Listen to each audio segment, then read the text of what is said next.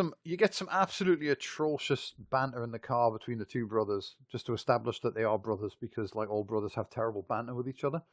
And then they take the guy who's they go to the prison and they meet they get the guy with the cats. They have to bring the cats with them because that's something that the fucking federal government would definitely do. Yeah. Like let a convicted prison, or he's a witness, or is he convicted? It's not clear really. Like he's ex-DEA, isn't he?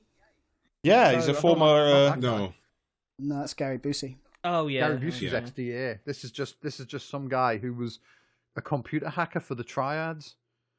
And like, you know what I mean, and collects sewer cats. And the government lets him not only keep the sewer cats, but take them with him on a fucking, like... Goddamn human rights. Protection. It's outrageous. Yeah. Yeah, Richard Littlejohn, absolutely foreman. And when they're up on the plane, one of the stewardesses pulls Wesley Snipes aside to secretly communicate with him in the most, like, ramshackle method I've ever seen, because she asks him if he wants wine. And he says, I only drink wine by candlelight. And she says, oh, maybe I can help you with that. And then he follows her to the front of the plane where she reveals that the pilot wants to speak to him because they've received a radio message. Yeah, and it's he very looks subtle. disappointed because he apparently actually thought he was going to get like a candlelight dinner in a fucking plane. Yeah, in that tiny little gantry where they keep like all the fucking service carts and stuff. Yeah, but what was her plan if he said yes to the wine? Like, she had a bottle of wine in her hand, so what was she going to go? Oh, this actually I've brought. This is actually the bad wine. You'll have to come. No, just pour it. Say it's corked. Come down to the cellar. Yeah, just say it's corked. Say it's corked. Yeah, that sounds like a thing that would happen on a fucking commercial airline. You know what I mean? My wine's corked. It could. No, we won't go into this. I will talk about my wine's corked, and my fish is quite frankly undercooked. Yeah. Well, this scene does actually contain an original, like, I know it's the fucking 90s. They make airline food jokes. Yeah. But we see Gary Busey like ask if he can have a glass of water so he can take his big drug before he does hijackings. That isn't part of the script. He just needed water to take his big drug. Yeah. But when Wesley Snipes gets to the cockpit, the captain and the other fucking guy, I can't remember what you call him, co-pilot, those two idiots at the front of the plane, they fucking received a radio message. Yeah.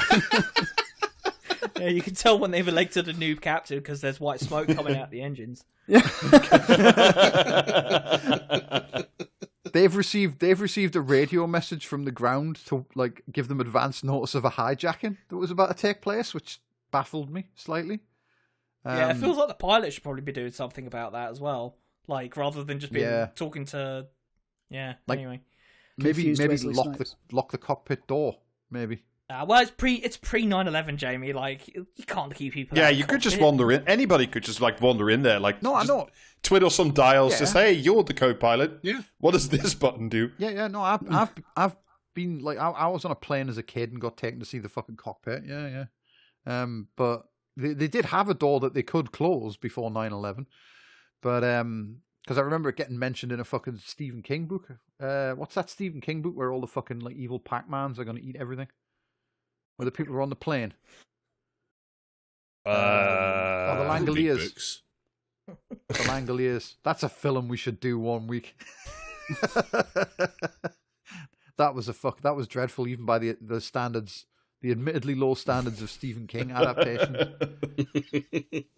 But yeah, that if no one's read The Langoliers, like a guy falls asleep on a plane, and then when he wakes up, only the people who were asleep are still on the plane. Everyone else has been raptured because, like, time every day when you cross the international date line, everyone who's not asleep gets deleted,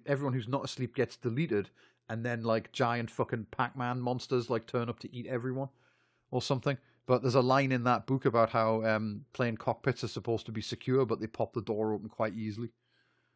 So weird random thing that my brain's held on to for 30 fucking years. Thank you. Can't believe Stephen King allowed 9/11 to happen.